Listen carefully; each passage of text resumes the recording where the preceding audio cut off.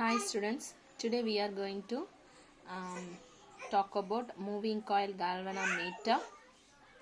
Moving coil galvanometer is a device which is used to detect the flow of current in an electrical circuit. So, ஒரு electrical சர்க்கியூட்ல வந்துட்டு கரண்ட்டை வந்து எந்த அளவுக்கு flow ஆகுது ஆகலை அப்படிங்கிறத டிடெக்ட் பண்ணணும். ஸோ galvanometer வந்து எதுக்காக நம்ம யூஸ் பண்ணுவோம் அப்படின்னு சொன்னால் galvanometer is used to detect the flow of current. ஓகேங்களா?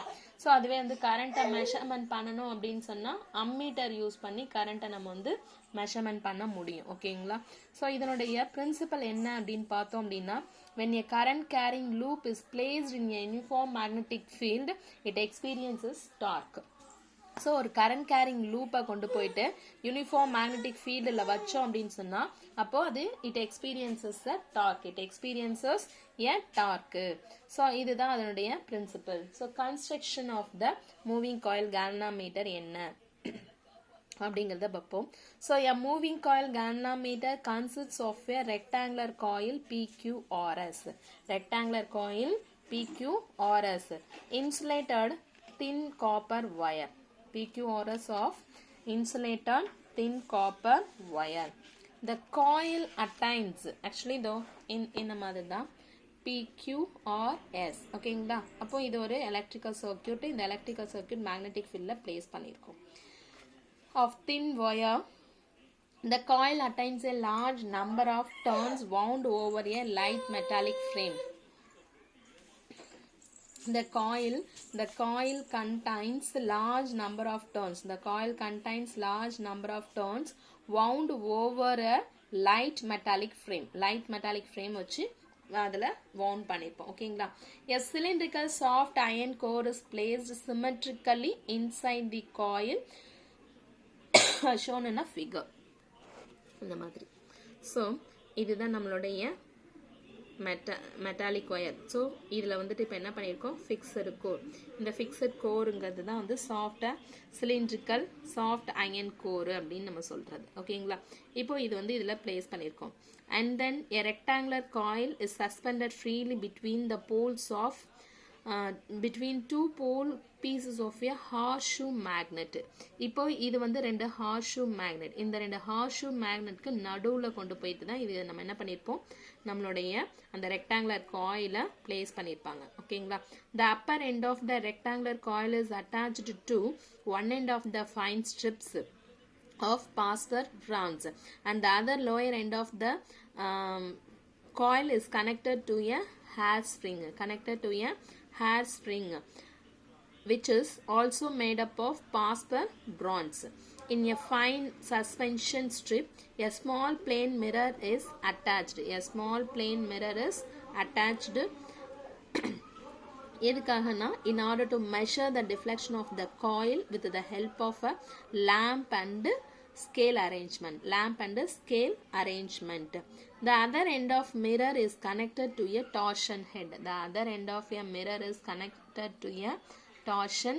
இந்த மிரருக்கு. ஸோ இந்த மிரர் தான் மிரர் செட்டிங் தான் சொல்கிறோம். ஸோ மிரர் செட்டிங் சொல்லிட்டு அடுத்தது பார்த்தோம் அப்படின்னு சொன்னால், the other end of the mirror is connected to a torsion head in order to pass electric current through the galvanometer. The suspension strip and the spring S are connected to terminals. அப்போது அதனுடைய working எப்படி இருக்கும் அப்படின்னா, இப்போ வந்து நம்ம கொடுத்துருக்கிறது வந்து பார்த்தீங்க அப்படின்னா நம்மளுடைய ஒர்க்கிங் கன்ஸ்ட்ரக்ஷனில் பார்க்கும்பொழுது ஒரு மூவிங் காயில் இருக்குது. ஸோ அந்த மூவிங் காயில் பார்த்தோம் அப்படின்னு சொன்னால் இங்கே வந்துட்டு ஃபிக்ஸட் கோரு, இதில் பெர்மனன்ட் மேக்னெட்டு, அதுக்கப்புறம் வந்துட்டு லென்ஸ் அண்ட் ஸ்கேல் அரேஞ்ச்மெண்ட் இருக்கும், லேம்ப் இருக்கும். இப்போ இதில் நம்ம என்ன பண்ணியிருக்கோம் அப்படின்னா, இந்த ரெக்டாங்குலர் கோர் இருக்கு இல்லையா, அந்த ரெக்டாங்குலர் காயிலில் நம்ம என்ன மாதிரி இருக்கோம் அப்படின்னு சொன்னால், ரெக்டாங்குலர் காயில் வந்து பார்த்தோம் அப்படின்னு சொன்னால் PQRS அப்படிங்கிற ஒரு ரெக்டாங்குலர் காயில், அது வந்துட்டு இன்சுலேட்டட் காப்பர் ஒயராக இருக்கும். அதை வந்து எது மேலே நம்ம வவுண்ட் பண்ணி வச்சுருக்கோம் அப்படின்னு சொன்னால் மெட்டாலிக் ஃப்ரேம் மேலே வவுண்ட் பண்ணி வச்சுருக்கோம். ஸோ அப்போ அந்த மெட்டாலிக் ஃப்ரேம் மேலே நம்ம வவுண்ட் பண்ணியிருக்கும் பொழுது அது வந்து பார்த்தீங்க அப்படின்னு சொன்னால் ரொம்ப லைட்டான மெட்டாலிக் ஃப்ரேமாக இருக்கும். And then large number of turns அதில் இருக்கும். நெக்ஸ்ட் பார்த்தோம் அப்படின்னா ஒரு சிலிண்ட்ரிக்கல் சாஃப்ட் அயன் கோர் வந்து இதுக்குள்ளே நம்ம பிளேஸ் பண்ணி வச்சுருப்போம் இன்சைட் த காயில். ஓகேங்களா. நெக்ஸ்ட் ஒன் பார்த்தோம் இதனுடைய ரெக்டாங்குலர் காயில் வந்து ஃப்ரீயாக சஸ்பெண்ட் பண்ணியிருப்பாங்க. அந்த suspended freely between the two poles of the horseshoe magnet. இந்த டூ ஹார்ஷூ மேக்னெட் நடுவில் இங்கே ஒன்றும் இதுக்கு என்னது ஒன்று இருக்கும். ஸோ ஹார்ஷூ மேக்னெட் நடுவில் அது ரெண்டையும் நம்ம பிளேஸ் பண்ணியிருக்கோம். இப்போ அடுத்தது என்ன பண்ணியிருப்போம் அப்படின்னா இந்த ரெக்டாங்குலர் காயிலுடைய அப்பர் எண்டை என்ன பண்ணியிருப்போம்னா ஒரு பாஸ்பர் பிரான்ஸ் ஒயரை யூஸ் பண்ணி மேலே அட்டாச் பண்ணியிருப்போம். ஸோ ஃபைன் ஸ்ட்ரிப் ஆஃப் ஒயராக இருக்கும். நெக்ஸ்ட் லோயர் எண்டு வந்து எப்படி கனெக்ட் பண்ணியிருப்போம் அப்படின்னா ஸோ அந்த லோயர் எண்டு வந்து ஒரு ஹேர் ஸ்ப்ரிங்கோட கனெக்ட் பண்ணி பாஸ்பர் பிரான்ஸ் ஒயரால் ஆனதோட ஹேர் ஸ்ப்ரிங்கோட கனெக்ட் பண்ணி இப்படி வச்சுருப்பாங்க. ஓகேங்களா. ஸோ இது இந்த செட்டப் வந்து லோயர் எண்டில் இருக்கும். ஸோ அதுவும் வந்து ஃபைன் ஸ்ட்ரிப்பாக தான் இருக்கும். அண்ட் தென் இதில் வந்துட்டு அந்த நம்ம மேலே அப்பரில் கொடுத்துருக்கோம் இல்லையா அதில் பார்த்தீங்க அப்படின்னு சொன்னால் அதுக்கு நடுவில் அந்த ரெக்டாங்குலர் காயில் போர்ஷனுக்கு மேலே போகும்போது ஒரு மிரர் ஒன்று செட்டிங்ஸ் இருக்கும். அதுக்கு மேலே தான் நம்ம சஸ்பெண்ட் பண்ணியிருப்போம். Okay, a small plane mirror is attached in order to measure the deflection of the coil with the help of lamp and scale arrangement. இப்போ வந்து இங்கே வந்து ஒரு லென்ஸ் இருக்கும். அந்த லென்ஸ் பக்கத்தில் லேம்ப்பு அண்ட் தென் ஸ்கேலும் இருக்கும். இப்போ வந்து நம்ம என்ன பண்ணுறோம் அப்படின்னா இந்த பெர்மனன்ட் மேக்னெட் இருக்கு இல்லையா அந்த பெர்மனன்ட் மேக்னெட் வழியாக நம்ம வந்து இந்த ஹார்ஷூ மேக்னெட் வழியாக பெர்மனன்ட் மேக்னெட்டில் நம்ம பிளேஸ் பண்ணியிருக்கோம். Okay. So the other end of the mirror is connected to a torsion head. Mirror வந்து டார்ஷன் ஹெட் கூட இங்கே தான் கனெக்ட் ஆயிடுச்சு. இது வந்து லேம்ப் ஸ்கேல் அரேஞ்ச்மெண்ட் இருக்குது. இது வரைக்கும் இருக்குது. ஸோ இதுதான் galvanometer. ஓகேங்களா. இது வரைக்கும் இப்போது முடிஞ்சது ஒர்க்கிங். நெக்ஸ்ட் ஒன் பார்த்தோம்னா கன்ஸ்ட்ரக்ஷன் பார்த்தோம். இப்போ ஒர்க்கிங். இப்போ consider a single turn of the rectangular coil PQRS whose length is L. நம்ம இப்போ கன்சிடர் தான் பண்ணுறோம். அதுக்கப்புறம் இதுலேருந்து நம்ம n number of turnsக்கு எடுத்துப்போம். L லென்த் இருக்கக்கூடிய B பிரெத் இருக்கக்கூடிய ஒரு PQRS காயிலில் ஒரு சிங்கிள் டர்ன் காயிலை கனெக்ட் பண்ணியிருக்கோம். அப்போ PQ equal to RS is equal to L. நம்ம இதில் பார்த்துப்போம். PQ is equal to RS is equal டு லென்த் L, QR, PS is equal to breadth B. ஓகேவா. Let I be the electric current flowing through the rectangular coil PQRS. இந்த horseshoe magnet இந்த மாதிரி current வந்து இப்போ ஃப்ளோ ஆகுதுன்னு வச்சுப்போம். PQRS இந்த ரெக்டாங்குலர் காயிலில் சிங்கிள் டர்ன் தான் இருக்குது. இதில் PQ is equal to RS is equal to L and QR is equal to PS is equal to breadth B. ஓகேங்களா. அண்ட் தென் இதில் போகக்கூடிய ஃப்ளோ ஆகக்கூடிய கரண்ட் வந்து ஐங்கிற கரண்ட் ஃப்ளோ ஆகுது. இந்த டைரக்ஷனில் ஃப்ளோ ஆகிட்டு. ஓகேவா. So let I be the electric current flowing through the rectangular coil PQRS as shown in a figure. The horseshoe magnet has hemispherical magnetic poles. ஓகேங்களா. hemispherical magnetic poles. That means half of the spherical magnetic force. horseshoe magnet வந்து இப்படி தானே இருக்கும். அதனால் இப்படி தான் இருக்கும் horseshoe magnet. So ஒரு ஸ்பெரிக்கல்ல பாதி. Okay right. நெக்ஸ்ட் ஒன்று வந்து பார்த்தோம்னா due to this radial field the sides QR and SP are always parallel to the magnetic field B. So இந்த ரீசனால் என்ன ஆகும் அப்படின்னு சொன்னால் இந்த PQRS அந்த காயில் எப்படி இருக்கும் அப்படின்னு சொன்னால் PQவும் RSும் எப்போவுமே அதாவது QRும் SPயும் பேரலாகவே இருக்கும். PQவும் RSும் perpendicular-ஆக இருக்கும். and experience equal forces in opposite direction due to this torque is produced. இப்போ நம்ம இங்கே எடுத்துக்கிறோம். இது வந்து நம்மளுடைய மேக்னெட்டிக் ஃபீல்டு. இப்போ இதில் PQ அண்ட் RS இது ரெண்டுமே எப்படி இருக்குது. இதுக்கு இந்த நம்மளுடைய மேக்னெட்டிக் ஃபீல்டுக்கு ரெண்டுமே பேரலாக இருக்குது. அண்ட் QRSP இது ரெண்டுமே பேரலாக இருக்கும். And then PQ and SR இது ரெண்டுமே பெர்பெண்டிகுலராக இருக்கும். ஓகேங்களா. ஸோ எப்படின்னா மேக்னெட்டிக் ஃபீல்டு இப்போ இந்த டைரக்ஷனில் வருது. இப்போ இந்த டைரக்ஷனில் வரும்பொழுது இங்கே எப்படி இருக்குது. இது பெர்பெண்டிகுலர். ஸோ இந்த டைரக்ஷன் இது காயில் எப்படி இருக்கும் பொழுது எப்படி இருக்கும். இதுக்கு வந்து இது மேக்னெட்டிக்கு. ஸோ அந்த எப்படி போடணும்னா இப்படி போட்டிருக்கணும். இது வந்து டேர்ன் ஆயிருக்கு. இந்த காயில் வந்து இப்போ turn that means twist torque வந்து ப்ரொடியூஸ் பண்ணியிருக்குது. இப்போ பாருங்கள். இப்போது இந்த மேக்னெட்டிக் ஃபீல்டோடைய டைரக்ஷன்லேயே இது இருக்கா. இது பாருங்கள் மேக்னெட்டிக் ஃபீல்டுக்கு பெர்பெண்டிகுலராக இருக்குது. That means PQRS. PQ வந்து மேக்னெட்டிக் ஃபீல்டுக்கு பெர்பெண்டிகுலர். QR மேக்னெட்டிக் ஃபீல்டுக்கு பேரலல். அப்போ அதே மாதிரி தான் PSO அண்ட் தென் RSO. ஓகேங்களா? ஸோ அப்போ இது ரெண்டுமே இந்த மாதிரி இந்த கண்டிஷனில் இருக்கும்பொழுது என்ன ஆகும் அப்படின்னு சொன்னால் two equal and opposite direction forces வந்து இருந்துட்டுருக்கும். Two equal and opposite forces வந்து இருக்கும். அதனால என்ன ஆகும் அப்படின்னா இந்த காயில் வந்து எதை வந்து ப்ரொடியூஸ் பண்ணணும்னா டார்க்கை ப்ரொடியூஸ் பண்ணும். ஸோ இது வந்து நம்ம வந்து எப்படி பார்த்துருக்கோம் அப்படின்னு சொல்லும்பொழுது எக்ஸாம்பிளுக்கு ரைட் PQRSக்கு இந்த மாதிரி எடுத்துப்போம். ஓகேங்களா? ஸோ இப்போ அது வந்து இப்படி இருக்குது. இந்த காயிலில் மேக்னெட்டிக் ஃபீல்டுக்கு நடுவில் வச்சிட்டோம். இப்போது ஈக்குவல் அண்ட் ஆப்போசிட் ஃபோர்ஸ் எப்படி equal and opposite forces work ஆகும் அப்படின்னு சொன்னால் இங்கே இருக்குது பாருங்கள். இந்த மாதிரி இது இப்படி இருக்கும், இது இப்படி போகும். அப்போது இந்த காயில் என்ன பண்ணும் அப்படின்னு சொன்னால் ஜஸ்ட் இப்படி போகும். ஓகேவா? அப்போ இப்படி போனது இது மேலேயும் அது கீழேயும் வரும்.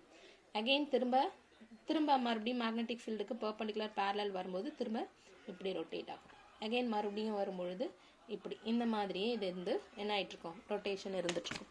ஸோ அது வந்து டார்க் வரும். ஸோ இது வந்து நம்ம ஒரு இடத்துல படிப்போம் இதே மாதிரி. ஆனால் இப்போ இங்கே வந்து நமக்கு எப்படி ஆகும்னு சொன்னால் இந்த காயிலை இப்படி போயிட்டுருக்கும். ஸோ இதை தான் நம்ம வந்து இங்கே பார்ப்போம். ஓகேங்களா? So due to this